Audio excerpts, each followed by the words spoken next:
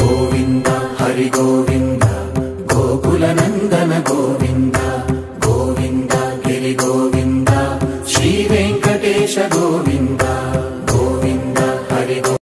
Hello all, welcome to my channel అర్వికాస్ వాక్. ఈరోజు మన వీడియో వచ్చేసి తిరుపతి డైరీస్. రీసెంట్గా మా ఫ్యామిలీ మెంబర్స్ అందరితో కలిసి మేము తిరుపతికి వెళ్ళాము. అక్కడికి మేము ఎలా వెళ్ళాము, ఎలా దేవుణ్ణి దర్శించుకున్నాము, ఇంకా అక్కడ ఏమేమి ప్లేసెస్ విజిట్ చేసామనేది తిరుపతి డైరీస్. ముందుగా మనం తిరుపతికి వెళ్ళాలంటే దర్శనం టికెట్స్ తీసుకోవాలి.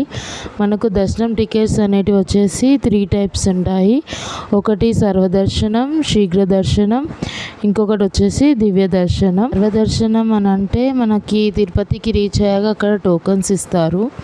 ఇంకొకటి శీఘ్ర దర్శనం అంటే అది ఆన్లైన్లో బుక్ చేసుకోవాలి. సో మాకు ఆన్లైన్లో టికెట్స్ దొరకక మేము సర్వదర్శనానికి వెళ్ళాము. ఎలా వెళ్ళాము, అక్కడ టికెట్స్ ఎలా దొరుకుతాయి అనేది మీకు వీడియోలో చూపిస్తాను, చూడండి.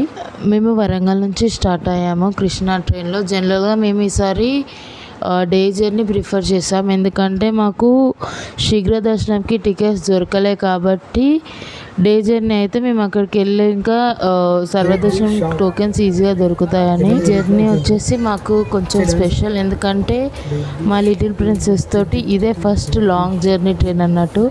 అందుకే మేము ట్రైన్లో మా ప్రిన్సెస్ చేసిన హడావిడి మీకు కొన్ని క్లిప్పింగ్స్ చూపిస్తున్నాను, చూడండి.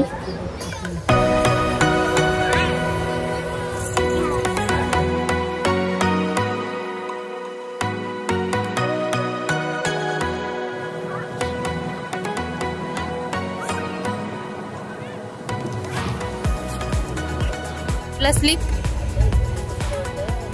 తాత ఎట్లా స్లీప్ ఏమంటది, కోతి ఏమంటది, బాయ్ చెప్తుందా. డాడీ ఫోన్ ఎట్లా మాట్లాడతాడు, తాత ఎక్కడ ఉంటాడు, తాత ఏం చెప్తాడు,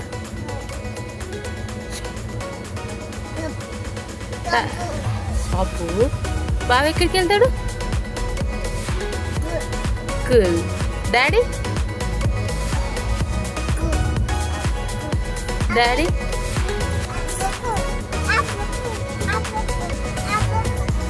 పెడతారు.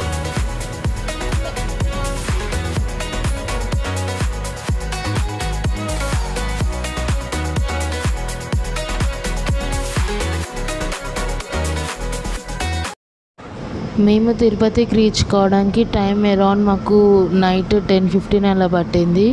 సో మేము ముందు టికెట్స్ బుక్ చేసుకోవాలి కాబట్టి మాకు సర్వదర్శనం టోకెన్స్ ఎక్కడ దొరుకుతాయని అక్కడ అడిగితే 3 ప్లేసెస్ చెప్పారు. గోవిందరాజు స్వామి సత్రాలు, విష్ణు నివాసం, ఇంకొకటి భూదేవి కాంప్లెక్స్. ఫస్ట్ వచ్చేసి మేము గోవిందరాజు స్వామి సత్రాలకు వెళ్దాం అనుకున్నాం, కాకపోతే అది రినోవేషన్లో ఉంది, అక్కడ ఇస్తలేరు అనేసి అంటే నెక్స్ట్ మేము విష్ణు నివాసంకి వెళ్ళాము. మనకి విష్ణు నివాసం వచ్చేసి రైల్వే స్టేషన్కి ఆపోజిట్లో ఉంటుంది.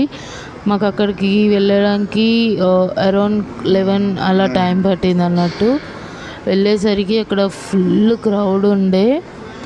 సో మేము నైట్ ఎలాగో ఎర్లీ మార్నింగ్ ఇస్తారు టోకెన్స్ అని అనేస్తే సో మేము అక్కడే రెస్ట్ తీసుకున్నాము. మనకు అక్కడ లాకర్స్ కూడా ఉంటాయి, సో అవసరమైతే అవి కూడా యూజ్ చేసుకోవచ్చు. ఎర్లీ మార్నింగ్ 2 o'clockకి మేము ఇలా లైన్లో నిల్చున్నాం టోకెన్స్ కోసం. మీకు సర్వదర్శనం టోకెన్స్ కావాలి అని అంటే ఖచ్చితంగా ఆధార్ కార్డ్ అనేది ఉండాలి. సో మేము ఎర్లీ మార్నింగ్ 2కి అలా లైన్లో నిల్చుంటే మాకు టికెట్స్ టోకెన్స్ దొరకడానికి అరౌండ్ 4 అలా టైం పట్టింది. సో మనకి ఇలా లోపలికి ఎంట్రీ ఇక్కడ టోకెన్ సిస్టమ్ ఉంటుంది అన్నట్టు, టైమింగ్స్ కూడా పడతాయి. మనకి ఆ టోకెన్ మీదనే ఏ టైంకి వెళ్ళాలి దర్శనానికి అనేది ఉంటుంది. మనం ఆ టైంలోపు వెళ్ళాలి, అంతకన్నా ముందు వెళ్తే మాత్రం అలో చేయరు. ఆ టైం అయిపోయాక కూడా 1/2 hour మాత్రమే ఉంటుంది. మాకు మార్నింగ్ 4కి అలా టోకెన్స్ దొరికాయి, అది కూడా దర్శనంకి ఈవినింగ్ 5 o'clockకి దొరికింది.